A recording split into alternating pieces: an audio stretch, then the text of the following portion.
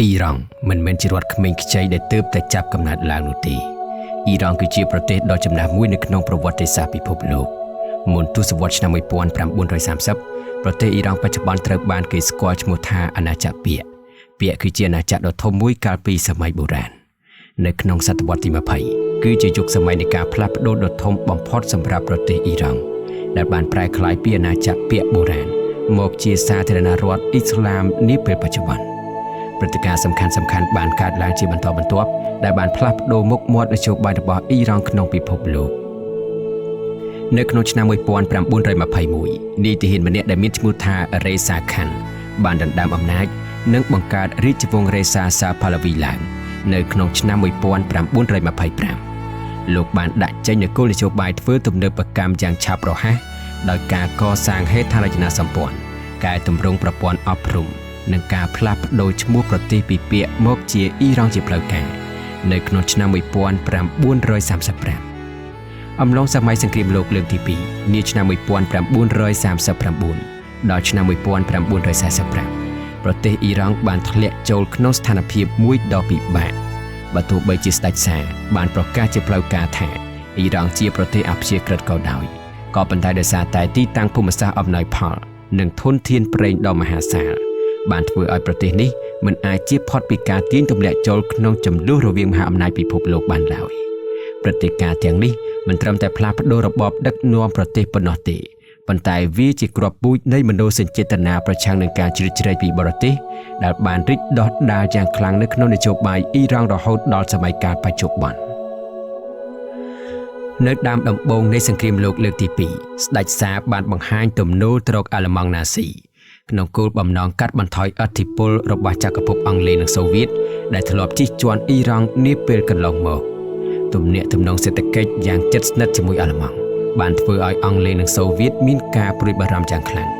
ពួកគេខ្លាចថាអាល្លឺម៉ង់អាចនឹងប្រើប្រាស់អ៊ីរ៉ង់ធ្វើជាមូលដ្ឋានដើម្បីវាយប្រហារសហភាពសូវៀតពីភាគខាងត្បូងឬគ្រប់គ្រងរោងចក្រចម្រាញ់ប្រេងនៅក្នុងប្រទេសអ៊ីរ៉ង់នៅខែសីហាឆ្នាំ1941បន្ទាប់ពីអ៊ីរ៉ង់បដិសេធមិនព្រមបណ្ដេញជនជាតិអាល្លឺម៉ង់ចេញកងទ័ពអង់គ្លេសនិងសូវៀតបានបើកការវាយលុកទ្រង់ទ្រាយធំចូលមកក្នុងទឹកដីអ៊ីរ៉ង់ដោយសារតែកងទ័ពអ៊ីរ៉ង់ទន់ខ្សោយមិនអាចទប់ទល់ជាមួយមហាអំណាចទាំងពីរបានយូរថ្ងៃឡើយជាលទ្ធផលស្ដេចសារត្រូវបានបង្ខំឲ្យដាស់រាជនិងនិរទេសទៅក្រៅប្រទេសហើយបុត្រារបស់ព្រះអង្គគឺស្ដេចមហាមេតរេសាផាឡាវីត្រូវបានលើកឲ្យឡើងគ្រងរាជជំនួសប៉ុន្តែស្ថិតនៅក្រោមការត្រួតពិនិត្យយ៉ាងដិតដល់ពីសំណាក់កងទ័ពអង់គ្លេសនិងសូវៀតនៅក្នុងអំឡុងពេលនោះអ៊ីរ៉ង់បានដើរតួជាច្រករបៀងដែលជាផ្លូវដង្ហើមដ៏សំខាន់បំផុតសម្រាប់ដឹកជញ្ជូនស្បៀងអាវុធនិងគ្រឿងយុទ្ធភ័ណ្ឌពីសហរដ្ឋអាមេរិកនិងអង់គ្លេសទៅជួយសហភាពសូវៀតក្នុងការប្រយុទ្ធប្រឆាំងនឹងអាល្លឺម៉ង់ក្នុងសង្គ្រាមលោកលើកទី2ទូនាទីនេះបានធ្វើឲ្យអ៊ីរ៉ង់ទទួលបានរហ័សនាមថាជាស្ពាននៃជ័យជំនះសម្រាប់ក្រុមសម្ព័ន្ធមិត្តក៏ប៉ុន្តែវាក៏បានបង្កការរងគ្រោះផ្នែកសេដ្ឋកិច្ចអតិផរណានិងការខ្វះខាតស្បៀងអាហារសម្រាប់ប្រជាជនអ៊ីរ៉ង់ផ្ទាល់ផងដែរនៅក្នុងឆ្នាំ1943មហាអំណាចទាំង3សហភាពសូវៀតសហរដ្ឋអាមេរិកនិងអង់គ្លេសបានជួបគ្នានៅក្នុងទីក្រុងតេហេរ៉ង់នៅក្នុងកិច្ចប្រជុំនោះពួកគេបានចេញសេចក្តីថ្លែងការណ៍ធានាថានឹងដកកងទ័ពចេញពីអ៊ីរ៉ង់វិញក្នុងរយៈពេល6ខែក្រោយចប់សង្គ្រាមនិងគ្រប់អធិបតេយ្យភាពរបស់អ៊ីរ៉ង់ទោះជាយ៉ាងណាការសន្យានេះមិនត្រូវបានអនុវត្តដោយងាយស្រួលឡើយជាពិសេសពីសំណាក់សហភាពសូវៀតដែលបាននាំឲ្យមានវិបត្តិនយោបាយជាបន្តបន្ទាប់នៅដើមសម័យសង្គ្រាមត្រជាក់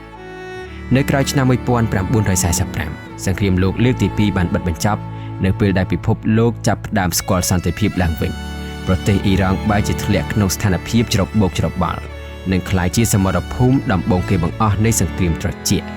ដំណាក់កាលក្រោយសង្គ្រាមនេះគឺជាការតស៊ូដ៏ស្វិតស្វាញរបស់អ៊ីរ៉ង់ដើម្បីរើបំរាស់ចេញពីឥទ្ធិពលរបស់មហាអំណាចបច្ចឹមលោកនិងសហភាពសូវៀតការពិតបើទោះបីជាមានកិច្ចព្រមព្រៀងឆ្នាំ1943ថានឹងដកកងទ័ពក្រោយសង្គ្រាមក៏ដោយក៏សហភាពសូវៀតបានបដិសេធមិនដកទ័ពចេញពីភាគខាងជើងអ៊ីរ៉ង់ឡើយសូវៀតថែមទាំងបានជួយបង្កើតរដ្ឋកុម្មុយនីសតូចៗនៅក្នុងទឹកដីអ៊ីរ៉ង់ថែមទៀតផងហេតុការណ៍នេះបានក្លាយជាវិបត្តិអន្តរជាតិដំបូងបង្អស់ដែលត្រូវបានដោះស្រាយនៅអង្គការសហប្រជាជាតិ តាមរយៈការចរចាដ៏ឆ្លាតវៃនិងតាមរយៈការដាក់សម្ពាធពីសហរដ្ឋអាមេរិកអ៊ីរ៉ង់បានបង្ខំឲ្យសូវៀតដកកងទ័ពចេញនៅក្នុងឆ្នាំ1946ដែលជាជ័យជំនះផ្នែកការទូតដ៏សំខាន់មួយក៏ប៉ុន្តែអស់រយៈពេលជិតកន្លះសតវត្សរ៍កន្លងមកធនធានប្រេងរបស់អ៊ីរ៉ង់ត្រូវបានគ្រប់គ្រងស្ទើរតែទាំងស្រុងដោយក្រុមហ៊ុនរបស់ចក្រភពអង់គ្លេសខណៈដែលអង់គ្លេសទទួលបានប្រាក់ចំណេញយ៉ាងមហាសាលដើម្បីកសាងប្រទេសខ្លួនក្រោយសង្គ្រាមលោកលើកទី2ប្រជាជនអ៊ីរ៉ង់វិញបែរជាទទួលបានកម្រៃតិចតួចនិងរស់នៅក្នុងភាពក្រីក្រវិសមភាពនេះបានក្លាយជាកាតាលីករដុតកំហឹងជាតិនិយមឲ្យឆេះសន្ធោសន្ធៅពេលនោះហើយបានលេចឡើងអ្នកជាតិនិយមដ៏លេចធ្លោម្នាក់គឺលោកមហាមេតម៉ូសាដេកលោកមហាមេតម៉ូសាដេកគឺជាអ្នកនយោបាយដែលមានចំណេះដឹងខ្ពង់ខ្ពស់ម្នាក់ប្រកាន់ខ្ជាប់នៅលទ្ធិប្រជាធិបតេយ្យនិងមានមនសិការជាតិនិយមយ៉ាងពុតមាំលោកបានក្លាយជាមេដឹកនាំនៃរណសិរ្សជាតិដែលជាសម្ព័ន្ធភាពនៃក្រុមអ្នកប្រជាធិបតេយ្យនិងក្រុមសាសនានៅក្នុងឆ្នាំ1951ក្រោមសម្ពាធពីមហាជនសភាអ៊ីរ៉ង់បានបោះឆ្នោតជ្រើសរើសលោកជានាយករដ្ឋមន្ត្រីភារកិច្ចដំបូងរបស់លោកគឺការអនុម័តច្បាប់ដណ្ដើមយកឧស្សាហកម្មប្រេងមកជាសម្បត្តិរដ្ឋវិញលោកម៉ូសាដេកបានថ្លែងថាប្រេងគឺជាទ្រព្យសម្បត្តិរបស់ប្រជាជនអ៊ីរ៉ង់មិនមែនជារបស់បរទេសឡើយការសម្រេចចិត្តរបស់លោកមហាម៉ាត់ម៉ូសាដេកបានធ្វើឲ្យចក្រភពអង់គ្លេសខឹងសម្បាយ៉ាងខ្លាំងអង់គ្លេសបានឆ្លើយតបតាមរយៈការបិទគប់សេដ្ឋកិច្ចអង់គ្លេសបានប្រើប្រាស់កងទ័ពជើងទឹកដើម្បីរារាំងមិនឲ្យអ៊ីរ៉ង់នាំចេញប្រេងទៅកាន់ទីផ្សារពិភពលោកបន្ថែមពីនេះអង់គ្លេសបានប្តឹងអ៊ីរ៉ង់ទៅកាន់ទីក្រុងឡាអេក៏ប៉ុន្តែលោកម៉ូសាដេកបានឈ្នះក្តីដោយជោគជ័យដែលធ្វើឲ្យលោកក្លាយជាវីរបុរសក្នុងក្រសែភ្នែករបស់ប្រជាជនអ៊ីរ៉ង់អង់គ្លេសដែលធ្លាប់រកចំណូលបានច្រើនពីការធ្វើអាជីវកម្មប្រេងនេះ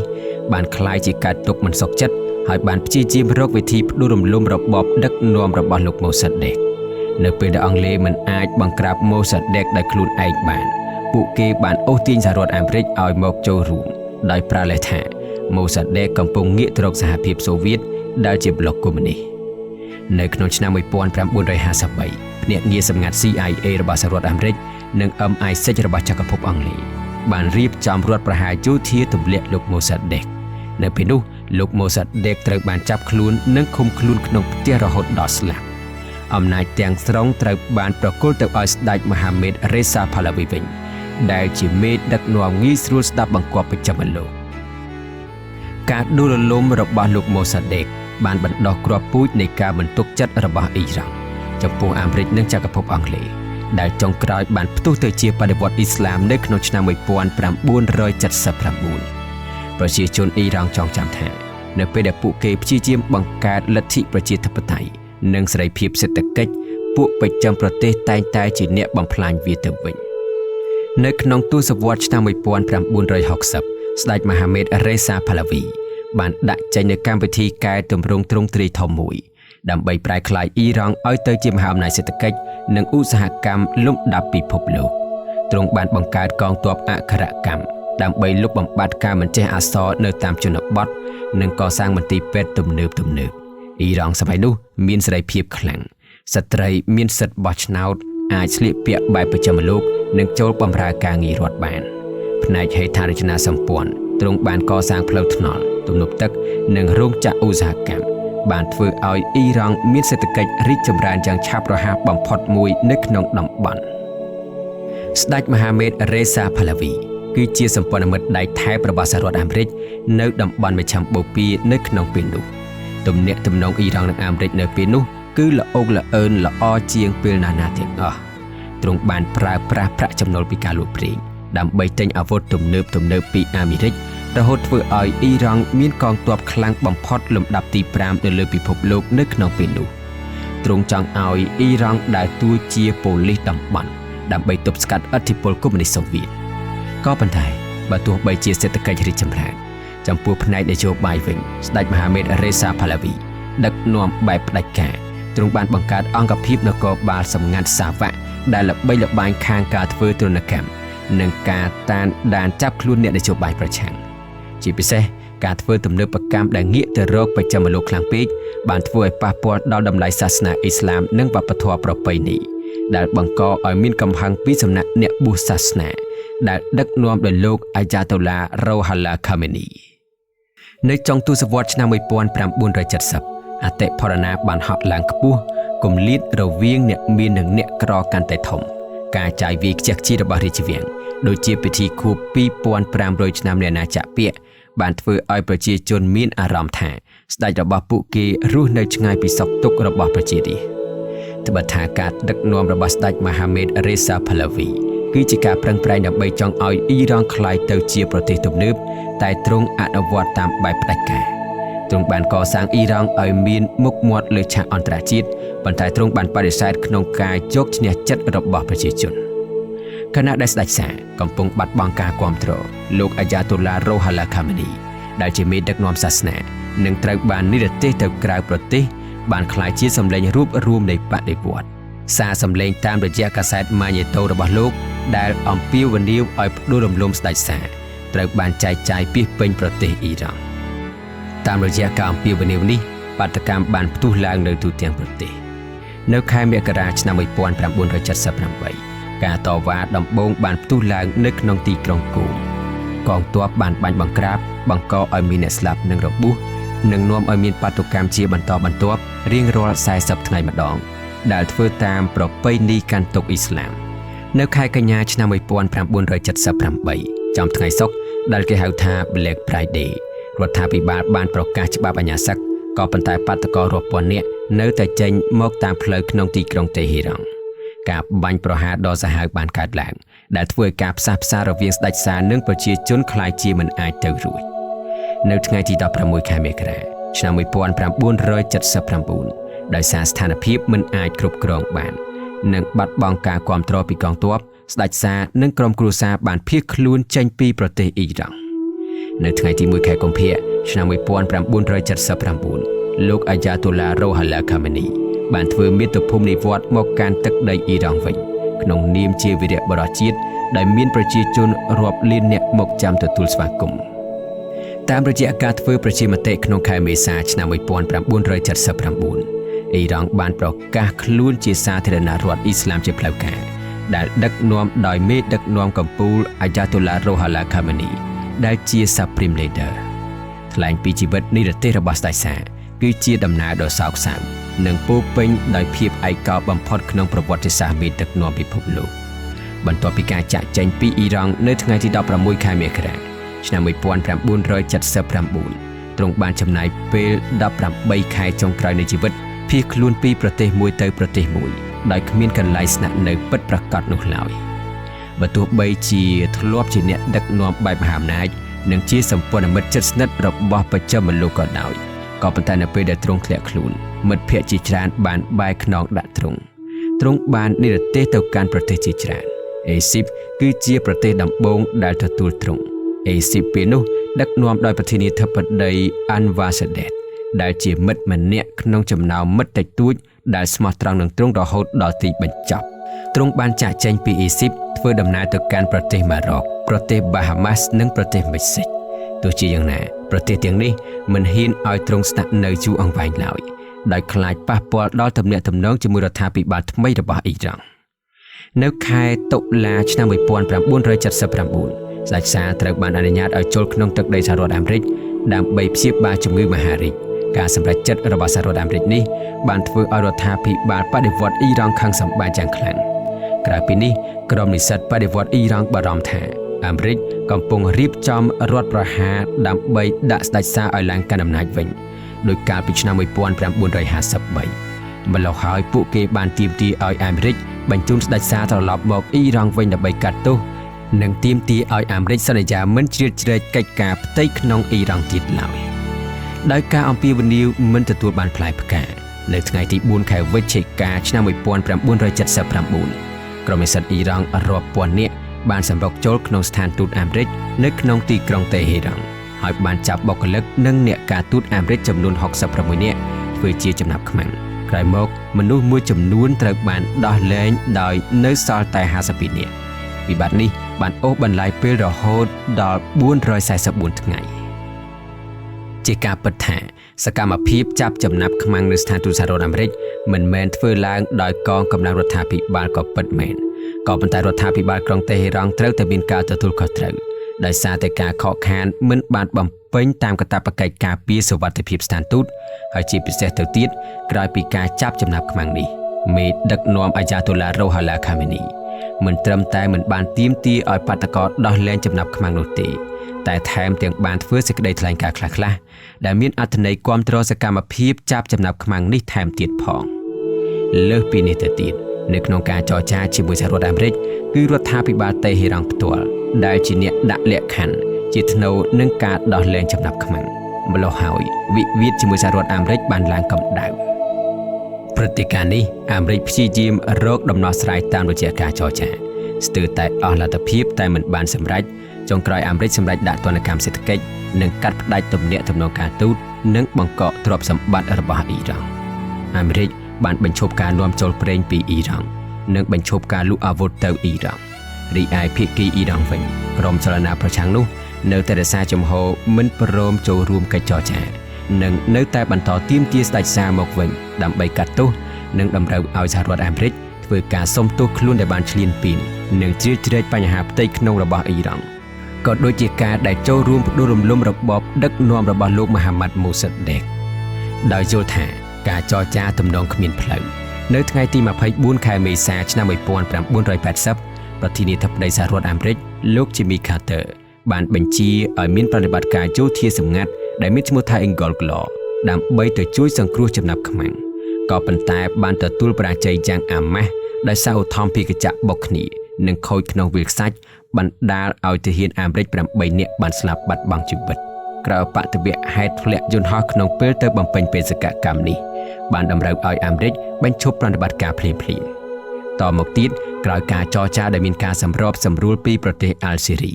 អ៊ីរ៉ង់បានយល់ព្រមដោះលែងចំណាប់ខ្មាំងជាថ្នូរនឹងការដោះលែងទ្រព្យសម្បត្តិអ៊ីរ៉ង់ដែលអាមេរិកបានបង្កកនឹងការសន្យាមិនជ្រៀតជ្រែកផ្នែកយោធារបស់អ៊ីរ៉ង់តទៅទៀតចំណាប់ខ្មាំងត្រូវបានដោះលែងនៅថ្ងៃទី20ខែមករាឆ្នាំ1881ពលគឺតែប៉ុន្មាននាទីតែប៉ុណ្ណោះក្រោយពេលដែលលោក Ronald Reagan ស្បត់ចូលកាន់តំណែងជាប្រធានាធិបតីអាមេរិកបន្តពីលោក Jimmy Carter ក្រោយវិបត្តិចំណាប់ខ្មាំងដែលបានបញ្ចប់នៅខែមករាឆ្នាំ1981ប្រទេសអ៊ីរ៉ង់បានឈានចូលដល់សម័យកាលដ៏លំបាកបំផុតមួយទៀតក្នុងប្រវត្តិសាស្ត្រសម័យទំនើបដោយប្រឈមនឹងសង្គ្រាមការឯកោពីអន្តរជាតិនិងការរៀបចំរចនាសម្ព័ន្ធដឹកនាំប្រទេសឡើងវិញលោកអាយ៉ាតូឡារ៉ូហាឡាខាមេនីបានបង្កើតប្រព័ន្ធនយោបាយមួយដែលអំណាចកំពូលស្ថិតនៅក្នុងដៃមេដឹកនាំកំពូលហៅថា Supreme Leader ដែលត្រូវតែជាអ្នកប្រាជ្ញខាងសាសនាអ៊ីស្លាមក្នុងប្រព័ន្ធនេះច្បាប់រដ្ឋត្រូវតែអនុលោមតាមច្បាប់សាសនាហើយមេដឹកនាំសាសនាមានសិទ្ធិវេតូលើរាល់ការសម្រេចចិត្តរបស់រដ្ឋាភិបាលនិងសភាក្រោយបដិវត្តន៍លោកបានបញ្ជាឲ្យមានការចាប់ខ្លួននិងប្រហារជីវិតមន្ត្រីរបបចាស់អ្នកនយោបាយសេរីនិយមនិងក្រុមឆ្វេងនិយមដែលធ្លាប់ជួយក្នុងបដិវត្តន៍ក៏ប៉ុន្តែមិនយល់ស្របនឹងការបង្កើតរដ្ឋសាសនានោះទេសាលារៀននិងសាកលវិទ្យាល័យត្រូវបានបិទទ្វារជាបណ្ដោះអាសន្នដើម្បីកែតម្រូវកម្មវិធីសិក្សាឲ្យស្របតាមគោលការណ៍អ៊ីស្លាមស្ត្រីត្រូវបានបង្ខំឲ្យពាក់ស្បៃនិងការកម្រិតសិទ្ធិសេរីភាពតាមបែបលោកខាងលិចលោកបានប្រកាន់ខ្ជាប់នៅគោលការណ៍ឯករាជ្យភាពដាច់ខាតដោយប្រឆាំងទាំងសហរដ្ឋអាមេរិកដែលលោកយល់ថាជាមហាវិញ្ញាណអាក្រក់និងសូវៀតជាមហាវិញ្ញាណអាក្រក់តូចលោកមានគោលដៅនាំចេញបដិវត្តន៍ទៅកាន់ប្រទេសអ៊ីស្លាមផ្សេងទៀតដែលធ្វើឲ្យប្រទេសជិតខាងជាពិសេសអារ៉ាប៊ីសាអូឌីតនិងអ៊ីរ៉ាក់មានការព្រួយបារម្ភយ៉ាងខ្លាំងនៅក្នុងពេលនៃការដឹកនាំរបស់លោកអ៊ីរ៉ង់បានធ្លាក់ក្នុងសង្គ្រាមដ៏បំផ្លិចបំផ្លាញជាមួយអ៊ីរ៉ាក់សង្គ្រាមនេះបានអូសបន្លាយពេលអស់រយៈពេល8ឆ្នាំបណ្ដាលឲ្យមានមនុស្សស្លាប់ប្រហែលជា1លាននាក់និងខូចខាតសេដ្ឋកិច្ចយ៉ាងធ្ងន់ធ្ងរក៏ប៉ុន្តែសង្គ្រាមនេះបានជួយឲ្យរបបបដិវត្តន៍អ៊ីស្លាមរបស់លោកអាយ៉ាតូឡារ៉ូហាឡាខាមេនីកាន់តែរឹងមាំដោយសារស្មារតីស្នេហាជាតិត្រូវបានដាស់ឡើងដើម្បីប្រឆាំងសត្រូវខាងក្រៅលោកបានបដិសេធការចរចាសន្តិភាពអស់រយៈពេលជាច្រើនឆ្នាំដោយចង់ផ្ដួលរំលំលោកសាដាមហ៊ូសេនរបស់អ៊ីរ៉ាក់រហូតដល់ឆ្នាំ1988ទើបលោកជល់ព្រមឈប់បាញ់ដោយប្រៀបធៀបការសម្រេចចិត្តនេះថាដូចជាការផឹកថ្នាំពុលលោកអាយ៉ាតូឡារ៉ូហាឡាខាមេនីបានទទួលមរណភាពនៅក្នុងឆ្នាំ1989ពិធីបុណ្យសពរបស់លោកមានមនុស្សចូលរួមរាប់លាននាក់ដែលបង្ហាញពីឥទ្ធិពល និងការគោរពស្រឡាញ់ដល់ជ្រាលជ្រៅពីសំណាក់អ្នកគាំទ្រខណៈដែលអ្នករិះគន់ចងចាំថាលោកជាមេដឹកនាំដែលបាននាំឲ្យអ៊ីរ៉ង់នៅដាច់ឆ្ងាយពីពិភពលោកនិងការរឹតបន្តឹងសេរីភាពយ៉ាងខ្លាំងក្លាក្រោយមរណភាពរបស់លោកអាយ៉ាតូឡារ៉ូហាឡាខាមេនីប្រទេសអ៊ីរ៉ង់បានឈានចូលដល់ដំណាក់កាលថ្មីមួយដែលពោពេញដោយការផ្លាស់ប្តូររចនាសម្ព័ន្ធអំណាចនិងការប្រឈមមុខដាក់គ្នាជាមួយពិភពលោកកាន់តែខ្លាំងលោកអាយ៉ាតូឡាអាលីខាមេនីដែលកាលនោះជាប្រធានាធិបតីត្រូវបានជ្រើសរើសឲ្យបន្តតំណែងជាមេដឹកនាំកម្ពុជាគ្រាន់តែឡើងកាន់អំណាចភ្លាមលោកអាយ៉ាតូឡាអាលីខាមេនីបានលុបចោលតំណែងនាយករដ្ឋមន្ត្រីហើយផ្ទេរអំណាចរដ្ឋបាលទាំងអស់ទៅឲ្យប្រធានាធិបតីក៏ប៉ុន្តែអំណាចសម្រាប់ចុងក្រោយទាំងផ្នែកយោធានិងការបរទេសនៅតែស្ថិតក្នុងដៃមេដឹកនាំកម្ពុជាដដែលក្រោមការដឹកនាំរបស់លោកអាយ៉ាតូឡាអាលីខាមេនីគឺជាយុគសម័យដែលទំនាក់ទំនងរវាងអ៊ីរ៉ង់និងសហរដ្ឋអាមេរិកស្ថិតនៅក្នុងស្ថានភាពសត្រូវជាអចិន្ត្រៃយ៍លោកអាយ៉ាតូឡាអាលីខាមេនីបានរក្សានៅគោលជំហរប្រឆាំងអាមេរិកយ៉ាងដាច់ខាតដើម្បីការពារបដិវត្តន៍អ៊ីស្លាមលោកជឿថាអាមេរិកមានគោលដៅចុងក្រោយគឺការផ្លាស់ប្តូររបបនៅអ៊ីរ៉ង់